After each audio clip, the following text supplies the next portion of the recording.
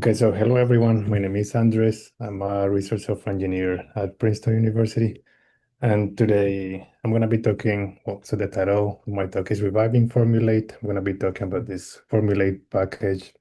So first of all, what is Formulate? So it is a pure Python package that it aims to translate between C++ expressions that you would use in root and the Python counterparts that you would use in Scikit-HEP. And the idea for this is that if you're more familiar with either the C++ side or the Python side, you can easily convert to the other side with this package. And also, if you already have like a bunch of like really long formulas that you're using in root, and then you want to like do similar things in uproot, then you will be able to use this package to convert to the Python side. So this package was initially released in 2018, but it had some pretty serious performance issues. Like if you were using it with like really simple expressions, it would be fine. But if you would input like long expressions, you would just get exponentially slower and it would just be basically unusable.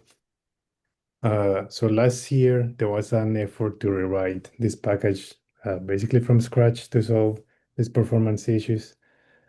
And they actually ended up releasing sort of like a stable, in quotes, version 1.0.0 or 1.0.0. Uh, but it actually had to be yanked because it had some parsing issues and some inconsistencies. And for a while, this project was kind of abandoned. So I guess since the last sort of like working release, it's been like 2 years or something like that. But recently, I became involved trying to fix all these remaining issues and doing some heavy refactoring. And now we have released a new 1.0 that actually works properly, and this is what I'll be talking about today. Uh, Actually, I should mention that if you wanna, so these slides are interactive. If you wanna follow along, you can just follow the link in the Indico. Okay, so what's new now? So since version 0 point something, what changed was basically that the parsing backend was switched from parsing to Lark, which this is really what made the performance issues go away. You can actually parse really long expressions, and no matter how complex they are, it's going to be really fast. And also, it introduced some internal IST representation to like keep track of all the pieces of the expressions. But then since the broken release, so this is the stuff that I've been working on. Uh, what I did was, so I added Lark as a dependency to the package instead of using some Lark generated standalone parsers that they had before. This makes the code easier to maintain and simpler. And also, if you want to tweak the grammar, the Lark grammar, it's pretty easy to do now. I fixed some issues with the Lark grammar, which was the reason why some expressions were not being able to be parsed correctly. I also added a dependency on HEP units for constants, and some of the constants I renamed so that they match the names used in HEP units, just so that within Scikit-HEP everything is consistent. And just like overall, the code was simplified a lot and made a lot more maintainable. Like the PR removed like 15,000 lines of code or something like that. It was a big change. Uh, there is an important breaking change that I should mention. So in Python expressions, we use bitwise operators. So like this ampersand and uh, this pipe operator for the OR as logical operators, like an OR for arrays.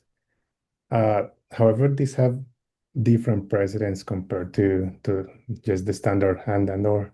So for example, if you define x to be 0 and you do something like x is greater than minus 10 and x is less than 10, you would expect that this is true.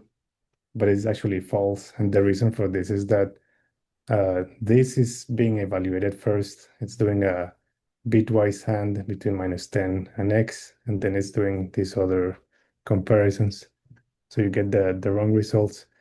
So to make sure that this is parsed correctly, you actually need to add parentheses to the comparisons. And the issue was that all previous versions of Formulate actually had the wrong operator precedence.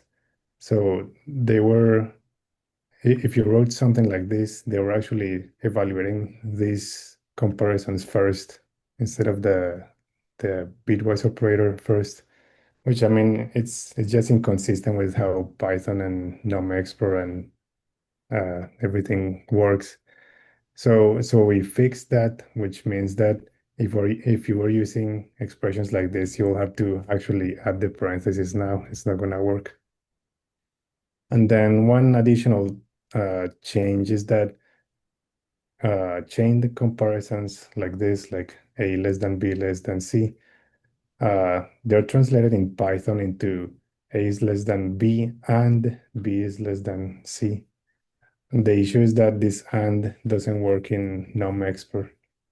So again, things like these are going to be disallowed from now on. So these are things that you should keep in mind if you update to this new version. But here I just wanted to show a quick demo of this new version. And again, you can look at the slides on your own if you want. They just run on your browser, so it's convenient. You don't need to install anything. If you do want to install the package locally, you can just pip install it or conda install it. When you're inputting a root expression, so here I have a few options for root expressions. The way you can put them into Formulate is doing Formulate dot from root and then inputting your expressions. In this case, it's just a plus b times c. You can see, so internally it gets represented into sort of like a unified representation that you can see here. And then they can be converted to the syntax that you want, either numexpr or root, by using either dot to numexpr or dot to root. You can see the two examples here. And then you can see that if I switch to a different expression, you'll see how they compare. For example, here you'll see that in NumExpert you can't use constants. So for example, here the speed of light, we just need to input the actual numerical value here. Whereas in root, we can use this tmath the colon c function. Similar thing here. Uh, uh, this expression for entropy, and over here for a Gaussian. I guess this is kind of too big to fit the screen, but you can see that I mean it works as you would expect. And then here's an example where we have some comparisons, and you'll see that again in root you would be using this logical AND operator with two ampersands, whereas in here in NumExpert it's converted to one, but it makes sure to add parentheses to make sure that everything is evaluated in the right order. And you'll notice that for right now, there's a bunch of extra parentheses. This is something that we will probably improve in the future, just remove the unnecessary parentheses. But for now, everything is working, and I mean, they don't really hurt having some extra parentheses. So let's see. Then inputting from the NumExpert side is it's pretty much the same thing. Instead of from root, you just do from NumExpert. And things work the same way. Like you can again convert either to NumExpert to root. So here you can again look at a few different examples. Here I added one of the examples that I mentioned that is disallowed, uh, where you have this 0.5 less than pt less than 10. And we tried to adding some helpful messages into the errors. So you'll see here that it detected that there was some possible error and it makes a suggestion for how to fix the error. So here it's saying that you can't use chained comparisons. Here's another example of some wrong syntax where we use two ampersands in a non-export expression. And here it's telling us that we should use just a single ampersand instead of the two ampersands or using and for non-export. Let's see. We also added a to Python method just to have a bit more flexibility because non-export expressions are relatively constrained. For example, you can't represent infinity, like floating point infinity, whereas in Python you can simply do something like this. And in non-export, for example, you also can't access elements of an array or a matrix. So you get this error, whereas to Python, you will just convert it into sort of like a standard NumPy syntax. You can also inspect the constituents of an expression using either that variables, that named constants, and or that unnamed constants. So for example, if your the expression is a plus b times c, you see that the variables are just a, b, and c. For example, here uh, with mc squared, the variables are m. We have some named constants, namely just the speed of light. And then for unnamed constants, we just have these two over here in the exponent. And I mean, it works as you would expect with these sort of expressions. Again, you can try it out yourself if you want to take a look. And then, well, here I just added one more slide so that you can try out your custom expressions. So if you write something here, I don't know, plus C, then you can pick if you want it from root or from num-export, and then you'll get the two conversions and all the variables, constants, and everything. So you can try it out without installing anything.